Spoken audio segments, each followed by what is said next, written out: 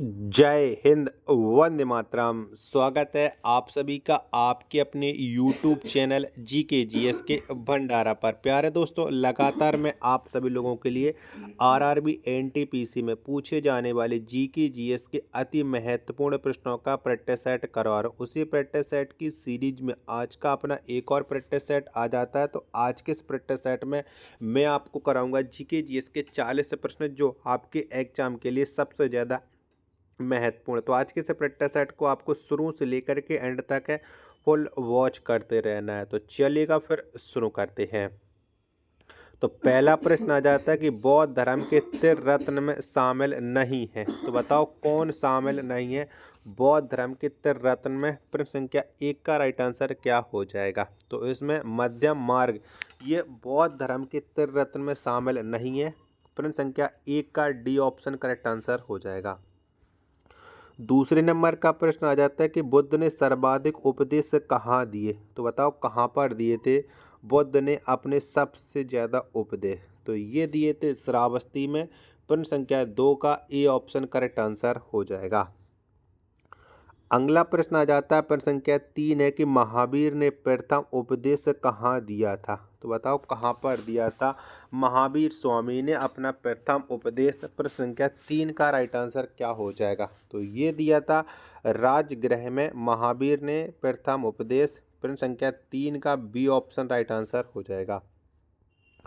प्रश्न संख्या 4 आ जाता है कि भगवान महावीर का प्रथम शिष्य कौन था। तो बताओ कौन था भगवान महावीर स्वामी का प्रथम शिष्य? प्रश्न संख्या 4 का राइट आंसर क्या हो जाएगा? तो ये था जामिल था भगवान महावीर स्वामी का प्रथम शिष्य। 4 का सी ऑप्शन करेक्ट आंसर हो जाएगा। अगला प्रश्न आ जाता है प्रश्न संख्या 5 है कि बौद्ध धर्म के पूजा स्थल कहलाता है। तो बताओ क्या कहलाता है बौद्ध धर्म का पूजा स्थल? प्रश्न संख्या 5 का राइट आंसर क्या हो जाएगा? तो ये कहलाता है चैत्य मंडप।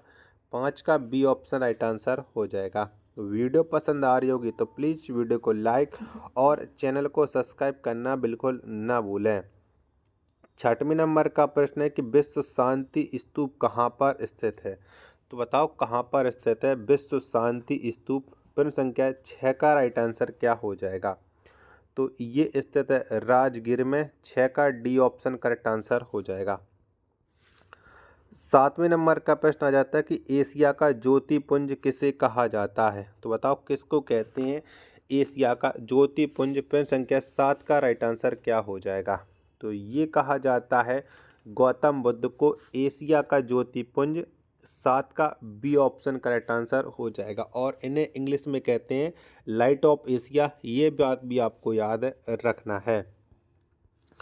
अगला प्रश्न है प्रश्न संख्या 9 है कि जैन धर्म के 23वें तीर्थंकर कौन थे। तो बताओ कौन थे जैन धर्म के 23वें नंबर के तीर्थंकर? प्रश्न संख्या 8 का राइट आंसर क्या हो जाएगा?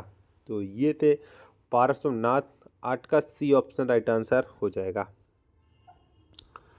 9वें नंबर का प्रश्न आ जाता है कि महावीर की मृत्यु किस स्थान पर हुई थी। तो बताओ कहाँ पर हुई थी महावीर स्वामी की मृत्यु? प्रश्न संख्या 9 का राइट आंसर क्या हो जाएगा?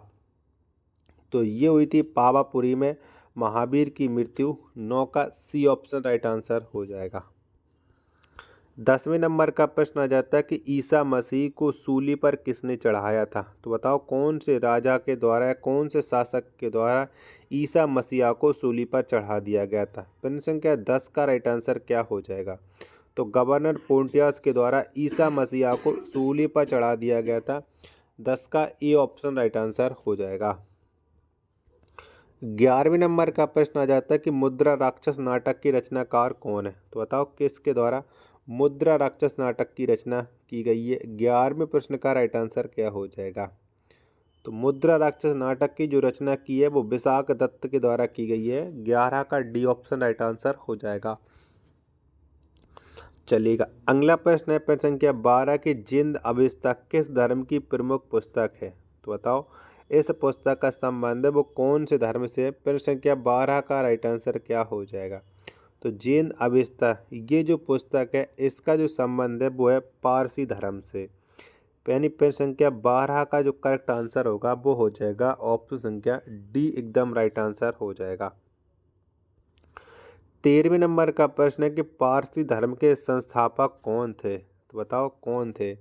13वें प्रश्न का राइट आंसर क्या हो जाए? किसके ने पारसी धर्म की संस्था मतलब पारसी धर्म को बनाया था? तो जरथुस्त्र ये पारसी धर्म के संस्थापक थे। 13 का सी ऑप्शन राइट आंसर हो जाएगा।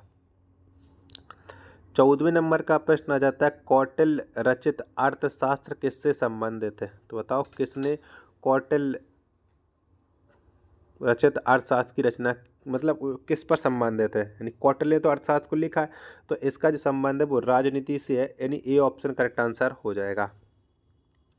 15वें नंबर का प्रश्न आ जाता है कि जैन धर्म के वास्तविक संस्थापक कौन थे? तो बताओ कौन माने जाते हैं जैन धर्म के वास्तविक संस्थापक? तो ये महावीर स्वामी माने जाते हैं।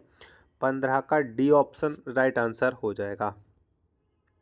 16वें नंबर का प्रश्न आ जाता है कि चंद्रगुप्त मौर्य की मृत्यु कहाँ हुई थी? तो बताओ कहाँ पर हुई थी चंद्रगुप्त मौर्य की मृत्यु? प्रश्न संख्या 16 का राइट आंसर क्या हो जाएगा? तो ये हुई थी श्रवणबेलगोला में। ए ऑप्शन राइट आंसर हो जाएगा। 17वें नंबर का प्रश्न है कि 16 महाजनपदों की सूची उपलब्ध है, यानी 16 महाजनपदों का जो वर्णन है वो किस में मिलता है ये आपको बताना है। वीडियो अगर आपको पसंद आ रही होगी तो प्लीज़ वीडियो को लाइक और चैनल को सब्सक्राइब है वो जरूर कर लीजिएगा। तो बताओ प्रश्न संख्या 17 का राइट आंसर क्या हो जाएगा? तो 16 महाजनपदों का जो वर्णन मिलता है वो अंगुत्तर निकाय में मिलता है, यानी 17 का ए ऑप्शन 17 का डी ऑप्शन करेक्ट आंसर हो जाएगा।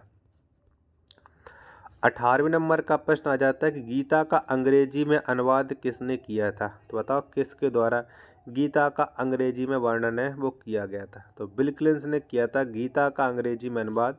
18वें प्रश्न का बी ऑप्शन करेक्ट आंसर हो जाएगा। 19वें नंबर का प्रश्न है कि मौर्य वंश का संस्थापक कौन था? तो बताओ किसने मौर्य वंश को बसाया था? 19वें प्रश्न का राइट आंसर क्या हो जाएगा? तो मौर्य वंश का संस्थापक है ये चंद्रगुप्त मौर्य को माना जाता है। 19वें प्रश्न का ए ऑप्शन करेक्ट आंसर हो जाएगा।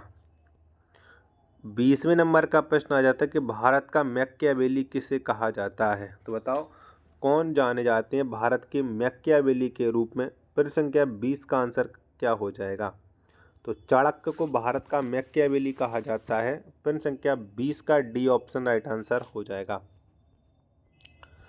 21वें नंबर का प्रश्न आ जाता है गौतम बुद्ध अपना उपदेश किस भाषा में दिया? तो बताओ गौतम बुद्ध ने कौन सी भाषा में अपना उपदेश दिया था? 21वें प्रश्न का राइट आंसर क्या हो जाएगा? तो ये दिया था पाली भाषा में। ए ऑप्शन राइट आंसर हो जाएगा। अगला प्रश्न है प्रश्न संख्या 22 है कि प्रथम बौद्ध संगति कहाँ पर की गई थी? तो बताओ कहाँ पर हुई थी पहली बौद्ध संगति? प्रश्न संख्या 22 का राइट आंसर क्या हो जाएगा? तो ये हुई थी राजगृह में। ए ऑप्शन राइट आंसर हो जाएगा। 23वें नंबर का प्रश्न आ जाता है कि जैन धर्म के त्रिरत्न कौन है? तो बताओ इनमें से कौन कौन से जैन धर्म के त्रिरत्न? 23वें प्रश्न का राइट आंसर क्या हो जाएगा? तो सम्यक दर्शन, सम्यक ज्ञान, सम्यक आचरण ये जैन धर्म के त्रिरत्न हैं, यानी उपयुक्त सभी। 23 का डी ऑप्शन करेक्ट आंसर हो जाएगा। 24वें नंबर का प्रश्न आ जाता है कल्प सूत्र के लेखक कौन है? तो बताओ कौन है? तो कल्प सूत्र के जो लेखक हैं वो हैं भद्रबाहु। 24 का ए ऑप्शन राइट आंसर हो जाएगा। 25वें नंबर का प्रश्न आ जाता है कि मेगास्थनीज की पुस्तक का नाम क्या है? तो बताओ कौन सी है मेगास्थनीज की पुस्तक? प्रश्न संख्या 25 का राइट आंसर क्या हो जाएगा? तो इंडिका ये मेगास्थनीज की पुस्तक है। 25 का डी ऑप्शन राइट आंसर हो जाएगा। 26वें नंबर का प्रश्न आ जाता है कि प्रथम जैन सभा के अध्यक्ष थे? तो बताओ कौन थे प्रथम जैन सभा के अध्यक्ष? प्रश्न संख्या 26 का राइट आंसर क्या हो जाएगा? तो ये थे स्थूलभद्र। 26 का बी ऑप्शन राइट आंसर हो जाएगा। 27वें नंबर का प्रश्न होता है कि सिकंदर ने भारत पर आक्रमण कब किया था? तो बताओ कब किया था सिकंदर ने? 27वें प्रश्न का राइट आंसर क्या हो जाएगा? तो सिकंदर ने जो भारत पर आक्रमण किया था वो 326 ईसा पूर्व में किया था। 27 का सी ऑप्शन राइट आंसर हो जाएगा। 28वें नंबर का प्रश्न है कि मौर्य वंश की प्रचलित भाषा कौन थी? तो बताओ कौन सी थी? 28वें प्रश्न का राइट आंसर क्या हो जाएगा? तो मौर्य वंश की जो प्रचलित भाषा थी ये थी, सॉरी प्रचलित भाषा नहीं, प्रचलित मुद्रा, माफी चाहता हूँ गलत पढ़ा। तो मौर्य वंश की जो प्रचलित मुद्रा थी ये पण थी। 28 का डी ऑप्शन करेक्ट आंसर हो जाएगा। 29वें नंबर का प्रश्न आ जाता है कि अजीबक संप्रदाय के प्रवर्तक कौन थे? तो बताओ कौन जाने जाते हैं अजीबक संप्रदाय के प्रवर्तक के रूप में? तो ये है मखली घोषाल। 29 का डी ऑप्शन राइट आंसर हो जाएगा। 30वें नंबर का प्रश्न आ जाता है कि दूसरी जैन सभा कहाँ आयोजित की गई थी? तो बताओ कहाँ पर हुई थी दूसरी जैन सभा? प्रश्न संख्या 30 का राइट आंसर क्या हो जाएगा? तो ये हुई थी वल्लभी में। 30 का ए ऑप्शन राइट आंसर हो जाएगा। 31वें नंबर का प्रश्न आ जाता है कि चाणक्य का अन्य नाम क्या था? तो बताओ कौन सा था चाणक्य का अन्य नाम? यानी 31वें प्रश्न का राइट आंसर क्या हो जाएगा? तो ये था विष्णुगुप्त और कौटिल्य, ये चाणक्य के दूसरे नाम थे। यानी 31 का डी ऑप्शन करेक्ट आंसर हो जाएगा। 32वें नंबर का प्रश्न आ जाता है कि सिकंदर के समकालीन था। तो बताओ इनमें से कौन सा है जो सिकंदर के समकालीन माने जाते हैं? 32 का राइट आंसर क्या हो जाएगा? तो गहनानंद को माना जाता है। 32 का डी ऑप्शन राइट आंसर हो जाएगा। 33वें नंबर का प्रश्न आ जाता है कि हर्यक वंश का संस्थापक किसे माना जाता है? तो बताओ कौन माने जाते हैं हर्यक वंश के संस्थापक के रूप में? 33वें प्रश्न के जब तक मैं आपको ऑप्शन दिखा रहा हूँ तब तक आप लोग वीडियो को लाइक करके चैनल को सब्सक्राइब है वो जरूर कर लीजिएगा। चलिएगा, 33 के चारों ऑप्शन आपकी स्क्रीन पर शो हो चुके हैं, 2 पहले और 2 बाद में। तो 33 का जितने लोग बता रहा है Bimbisara, D option correct answer हो जाएगा। 34वें नंबर का प्रश्न आ जाता है कि नंद वंश का अंतिम शासक कौन था? तो बताओ कौन जाने जाते हैं नंद वंश के अंतिम शासक के रूप में? 34 का राइट आंसर क्या हो जाएगा? तो गहनानंद ये नंद वंश का अंतिम शासक था। 34 का सी ऑप्शन राइट आंसर हो जाएगा। 35वें नंबर का प्रश्न आ जाता है कि जैन धर्म में ब्रह्मचर्य को किसने जोड़ा था? तो बताओ कौन जोड़े गए थे जैन धर्म के प्रवर्तक के रूप में? 35वें प्रश्न का राइट आंसर क्या हो जाएगा? तो जैन धर्म में ब्रह्मचर्य को जो जोड़ा था वो महावीर स्वामी ने जोड़ा था। 35 का बी ऑप्शन करेक्ट आंसर हो जाएगा। 36वें नंबर का प्रश्न है आपके सामने कि महावीर का बचपन का नाम क्या था? तो बताओ कौन था? तो महावीर का जो बचपन का नाम था वो था वर्तमान। 36 का बी ऑप्शन करेक्ट आंसर हो जाएगा। 37वें नंबर का प्रश्न, उज्जैन का प्राचीनतम नाम क्या था? तो बताओ कौन सा था?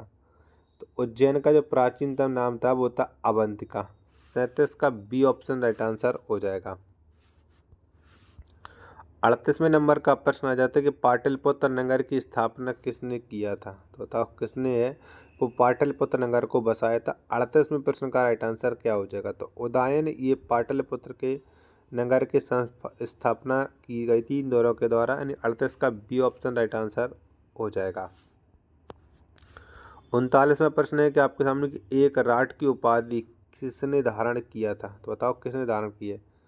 तो एक राठ की जो उपाधि है ये महापद्म नंद ने धारण की थी।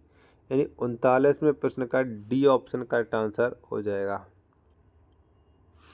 प्रश्न संख्या 40 है आपके सामने कि भारत का सर्वप्रथम आक्रमण किसने किया था? तो बताओ किसके द्वारा भारत में सबसे पहले आक्रमण किया गया था? प्रश्न संख्या 40 का राइट आंसर क्या हो जाएगा? तो ये रचना की थी डोरियस प्रथम ने। प्रश्न संख्या 37 का ए ऑप्शन राइट आंसर हो जाएगा। आशा करता हूँ कि आपको ये वीडियो जरूर पसंद आई होगी। तो प्लीज़ आप लोग वीडियो को लाइक और चैनल को एक बार सब्सक्राइब है वो जरूर कर लेना। मिलते हैं पर अपने एक और नेक्स्ट वीडियो के साथ, तब तक के लिए धन्यवाद।